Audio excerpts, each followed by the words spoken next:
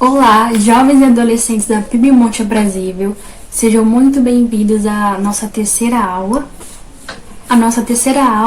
da Escola Bíblica, neste formato online. Eu espero muito que vocês estejam gostando das aulas, né? Está sendo preparada com muito carinho para todos vocês. E para você também que entrou aí na página da nossa igreja e viu lá a aula dos adolescentes e resolveu clicar, sejam muito bem-vindos também, tá? Aqui tem espaço para todo mundo e é mais um meio da gente levar a palavra de Deus, né? Neste momento a gente precisa aprender muito. Do que nunca, a gente não poderia deixar de estarmos nos reunindo para aprender a palavra do Senhor.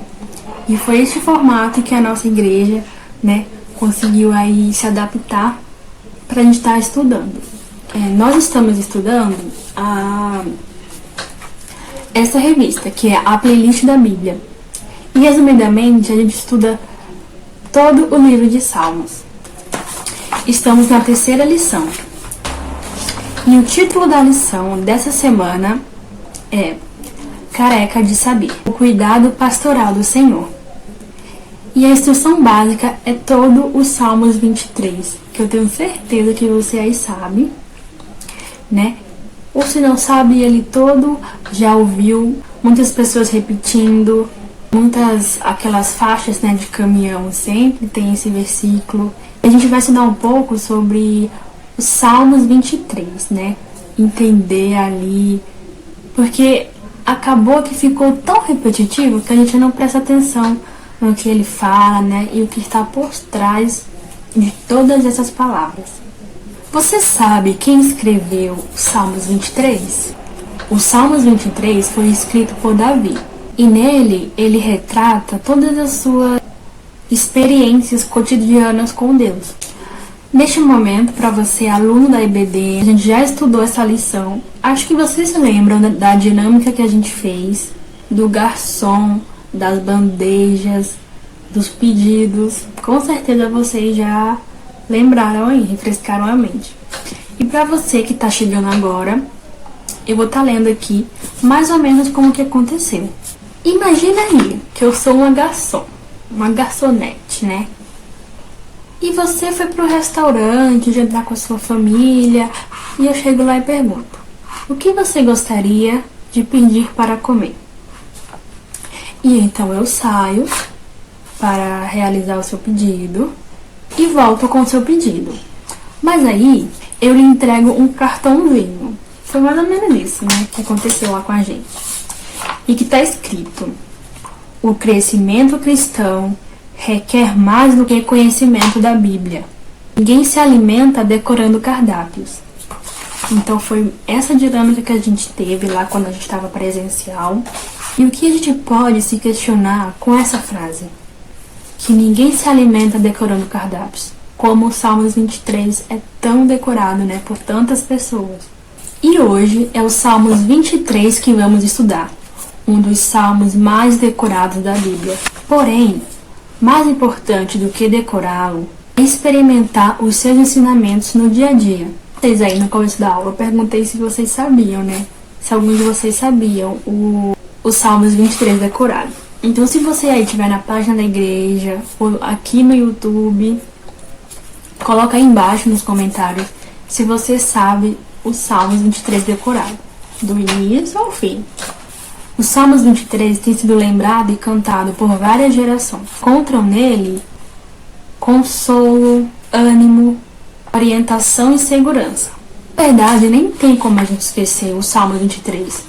Ele está estampado em carros, né, em faixas, em camisetas. E também eu tenho certeza que essa daqui você já viu na Bíblia aberta na sala. Mas por esses salmos já ser tão assim cotidiano, será que tem o que a gente tirar dele de novo? Neste momento eu vou recitar o Salmos 23 para vocês. O Senhor é meu pastor e nada me faltará. Deitar-me faz em verdes pastos, guia-me mansamente às águas tranquilas. Refrigera minha alma, guia-me pela vereda da justiça por amor do teu nome. Ainda que eu andasse pelo vale da sombra da morte, não temerei mal algum, porque tu estás comigo. A tua vara e o teu cajado me consolam. Preparas uma mesa perante mim, na presença dos meus inimigos. Unge a minha cabeça com óleo e meu cálice transborda. Certamente que a bondade e a misericórdia me seguirão todos os dias da minha vida, e habitarei na casa do Senhor por longos dias. Viram? Eu sei os Salmos 23, eu acho que desde os 10 anos, não lembro muito ao certo. Que eu o recite todos os dias, eu não me esqueço dele, porque não foi algo que eu decorei, foi algo que eu aprendi, que eu tenho comigo guardado no meu coração. E agora a gente vai destrinchar os Salmos 23, separando aí eles em algumas partes e observando o cenário, o contexto. A primeira parte, nos pastos verdejantes, que é do versículo 1 ao 3. O cenário, do versículo 1 ao 3 retrata pastores, pastos verdejantes. Neste cenário, Deus é o pastor e nós somos a ovelha. E a gente vai colocar assim: minha condição antes de Deus, o que Deus fez, a ação dele, e minha condição depois de Deus. Então, do versículo 1 ao 3, minha condição antes de Deus é carente, cansado, agitado, faminto, ansioso. E aí, Deus vem. E Deus, como pastor, o que ele faz? Como ele age? Supre as nossas necessidades ao descanso e refrigera nossas almas, nos guia, alimenta. E depois disso, a nossa condição depois da ação de Deus. Estamos suprido, parto, descansado, satisfeito. Não é a primeira vez que Deus se destaca como pastor. Então agora eu quero que vocês abram no livro de Ezequiel, capítulo 34, versículo do 11 ao 15. E anotem, observem neste versículo as ações do pastor. Então a gente observa aí que ele procura as suas ovelhas, as livra de lugares perigosos, as conduz até o pasto, as vigia, as protege. Ele oferece bons lugares de descanso. O Senhor é meu pastor e nada me faltará. Essa parte, e nada me faltará, o que Davi quis dizer com isso? É importante a gente pedir muita sabedoria a Deus para interpretar a sua palavra. E o mal entendido não só dessa parte, mas de todo o Salmos 23, pode parecer que a gente tendo Deus, a gente pode ter tudo o que quiser. Tudo, esse não é o verdadeiro sentido do texto. O texto, o Salmos 23, ele todo quer dizer que a gente tendo o Senhor, ele é suficiente. E só isso basta. Isso é, quando a gente tem o Senhor como pastor das nossas vidas, a gente se sente completamente satisfeito, não precisa de mais nada. Não porque ele nos dá coisas, ele nos concede bênçãos, mas por ele ser o próprio Deus das nossas vidas. Porque ele é suficiente, deve ser adorado só pelo simples fato de nos ter escolhido, de nos ter dado vida. A segunda parte, que a gente vai separar aí, é no Vale da Sombra da Morte, é o versículo 4. E o cenário, Vale da Sombra da Morte, não temerei mal algum. O cenário é o vale, e Deus continua sendo pastor, e nós as ovelhas. Como que é minha condição antes da ação de Deus? Estou aflito, angustiado, inseguro e totalmente perdido. Daí vem Deus, sua ação como pastor, e está presente ali conosco, nos dando proteção e disciplina, orientando, nos pegando pela mão. E como que nós ficamos depois da ação de Deus? Nós estamos protegidos e consolados. A vida com Deus não é só pastos verdejantes. Bem que a gente queria, Mas também existem momentos que a gente está no vale da sombra da morte. Não a morte, mas situações bem próximas disso. situações totalmente difíceis. Duas verdades são muito importantes quando isso acontece. E a gente vai ler em João, capítulo 10, versículo 27, que diz: As minhas ovelhas ouvem a minha voz, e eu conheço-as, e elas me seguem. E dou-lhes a vida eterna, e nunca hão de perecer, e ninguém as arrebatará da minha mão. Primeiro, a morte não é o fim. Nós temos a vida eterna. E segundo, está conosco. Não precisamos temer em momento algum. Bordão e cajado. Vou colocar a imagem aqui para vocês. O bordão servia como uma lança que combatia animais. Que combatiam animais ferozes, né, que queriam atacar as ovelhas. E o cajado funcionava como uma vara para guiar as ovelhas, né, pelo caminho, aquela vara bem extensa. E para entender, né, um pouquinho melhor, Provérbios capítulo 13, versículo 24 diz: O que não faz uso da vara odeia seu filho, mas o que o ama desde cedo o castiga. E esse versículo, né, fala que a vara também disciplina. O Senhor corrige a quem Ele ama.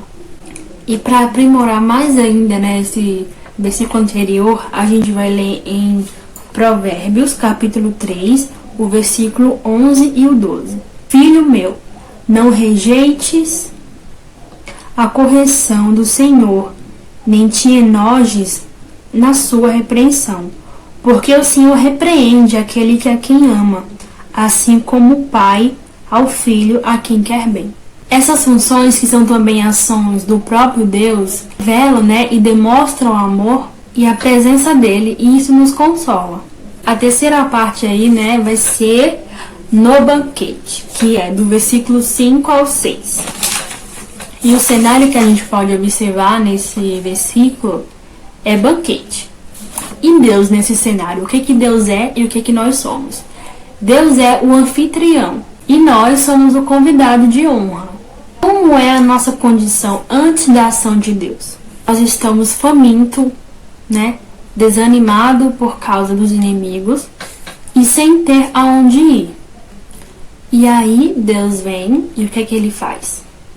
Ele faz um banquete, unge a nossa cabeça com óleo, nos envolve e cuida com bondade e misericórdia. E como que nós ficamos depois das ações de Deus? Nós ficamos felizes, vitoriosos, transbordando de alegria, esperando finalmente morar na casa do Senhor por longos dias. E você pode estar pensando, né? Inimigos? Eu não tenho inimigos. Tem gente que pode estar vendo você comer.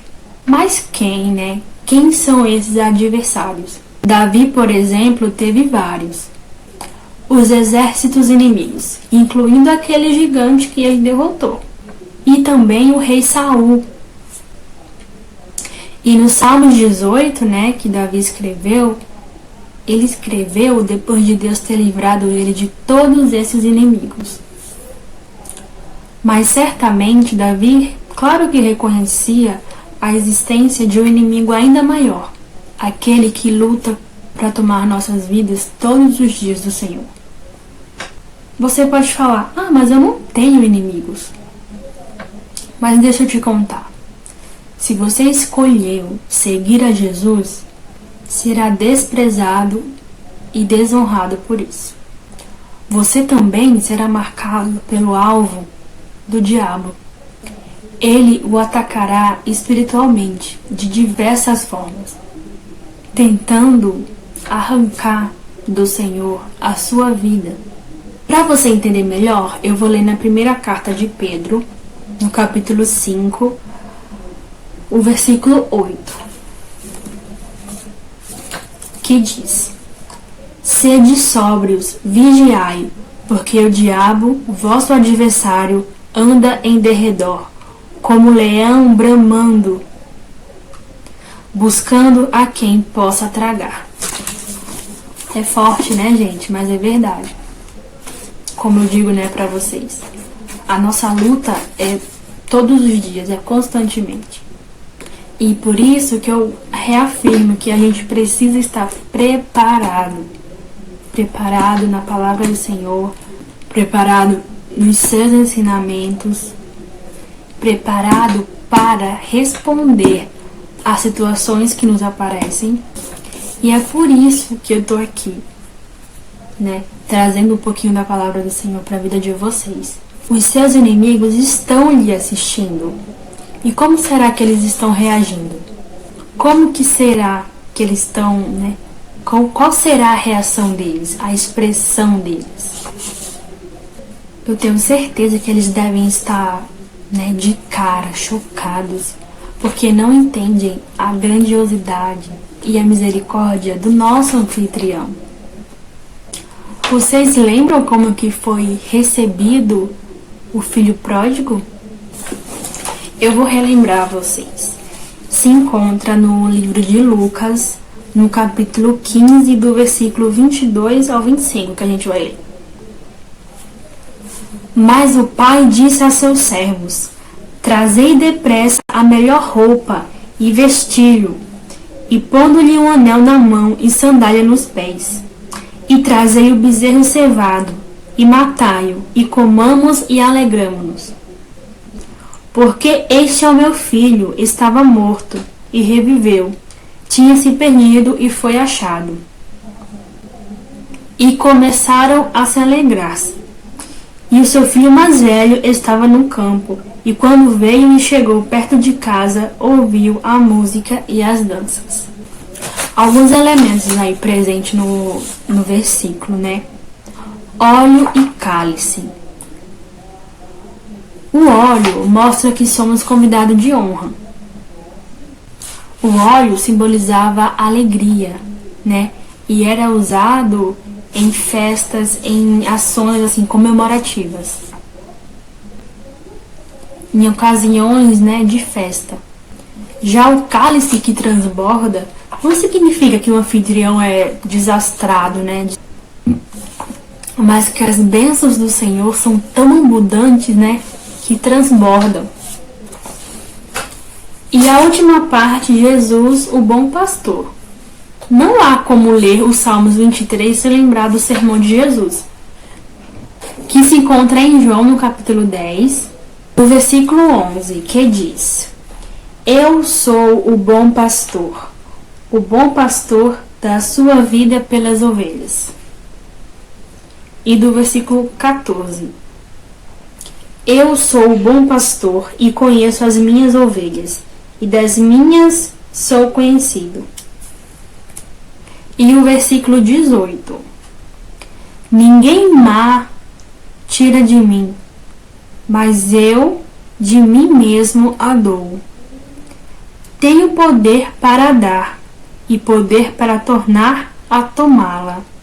Este mandamento recebi de meu Pai. Ele se apresenta como um bom pastor, conhece suas ovelhas e suas ovelhas a conhecem. E o seu compromisso, né, do Senhor com elas, do pastor com as ovelhas, vai ao extremo de dar sua vida por elas, para salvar a vida delas. Ele é um poderoso protetor, por isso elas não perecerão, e ninguém mais retirará delas do Senhor. A figura do anfitrião também não foi esquecida por Jesus.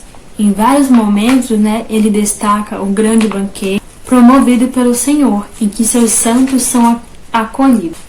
A mais alentadora das palavras, né, referente a esse versículo, está presente em João 14, que para consolar seus discípulos e incentivá-los a permanecer firmes durante a ausência física, ele disse, e a gente vai ler em João capítulo 14, versículo 2 e 3.